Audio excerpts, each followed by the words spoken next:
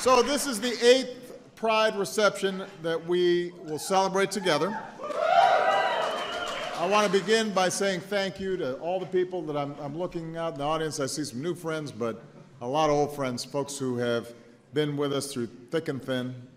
And I am grateful for all that you've done to work with us to accomplish some amazing transformations over these last 7.5 years. You know? So every year we set aside this month to celebrate the ways that so many lesbian, gay, bisexual, and transgender Americans have helped to make our union just a little more perfect.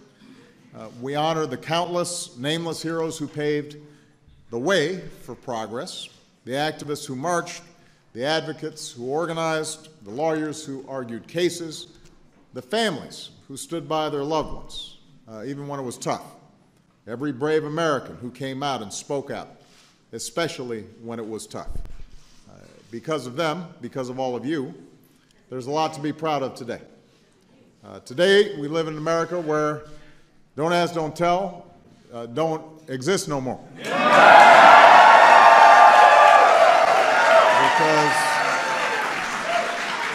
no one should have to hide who they love in order to serve the country that they love. We live in an America that protects all of us with a hate crimes law that bears the name of Matthew Shepard. We live in an America where all of us are treated more equally because visiting hours in hospitals no longer depend on who you are, and insurance companies can no longer turn somebody away simply because of who you love. Thanks to heroes like Edith Windsor and Jim Ober, I always get Jim's name. Jim knows I love him, but I never know where to put the emphasis. Obergefell. Generations of couples who insisted that love is love. We now live in an America where all of our marriages and our families are recognized as equal under the law. And that's an extraordinary thing. You know, when you talk to the upcoming generation, our kids, Malia, Sasha's generation, they instinctively know people are people and families are families. And discrimination, it's so last century. It's so passe. It doesn't make sense to them.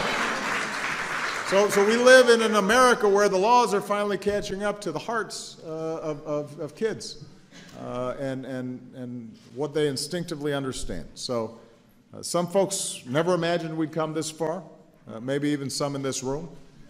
Change can be slow, and I know that there have been times where at least some of the people in this room have yelled at me. But together, we've proven that change is possible, that progress is possible. It's not inevitable, though. History doesn't just travel forward. It can go backwards if we don't work hard. So we can't be complacent. We cannot be complacent.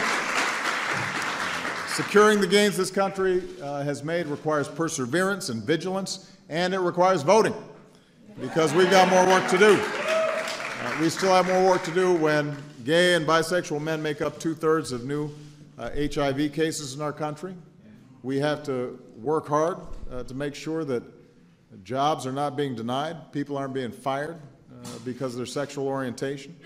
We still have work to do when transgender persons are attacked, even killed, for just being who they are. We got work to do when LGBT people around the world still face incredible isolation and poverty and persecution and violence and even death. We have to work to make sure that every single child, no matter who they are or where they come from or what they look like or how they live, feels welcomed and valued and loved. So we're going to have to keep on pushing, and that's the work of all of us. You know, the great and often unsung civil rights hero Bayard Rustin once said, "We need in every community a group of angelic troublemakers." I like that. And that's what I see here tonight. You know, people who aren't afraid to ruffle feathers in the name of justice and equality until we extend the full promise of America to every single one of us. And that's always been our story. Not just in Selma or Seneca Falls, but in Compton's Cafe, in the Stonewall Inn. It's the story of brave Americans who are willing to risk everything, not just their own liberty or dignity, but also doing it on behalf of the dignity and liberty of generations to come. You know, they understood a truth that lies at the heart of this nation. When all Americans are treated equal, we're all more free. And that's what should give us hope. You know, despite our differences and our divisions and the many complicated issues that we grapple with, real change is possible. Minds open, hearts change, America shifts, and if the past few years have taught us anything, it's that people who love their country can change it. You know, one of the most special moments of my presidency was that warm summer night last June when we lit up the White House. Like a rainbow.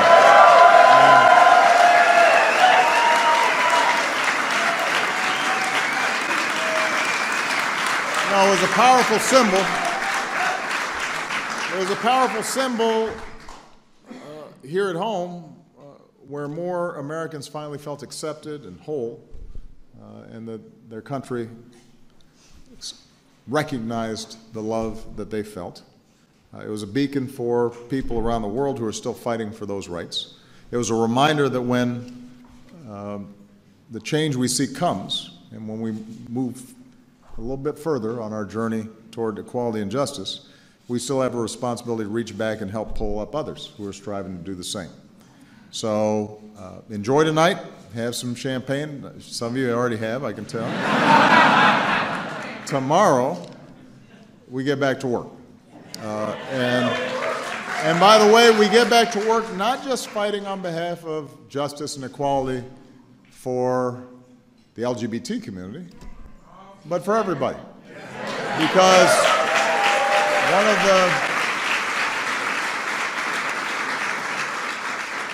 if you've felt the sting of discrimination, then you don't just fight to end discrimination for yourself. You got to fight for the poor kid who needs opportunity. You need to fight for the working mom who can't pay the bills. You got to fight for some young woman on the other side of the world who can't get an education. It can't just be about us. It's about we and what we can do together. So I'm very proud to have fought alongside you. We got more miles in the journey, and I'm so glad that we're going to be traveling that road together. Thank you very much, everybody.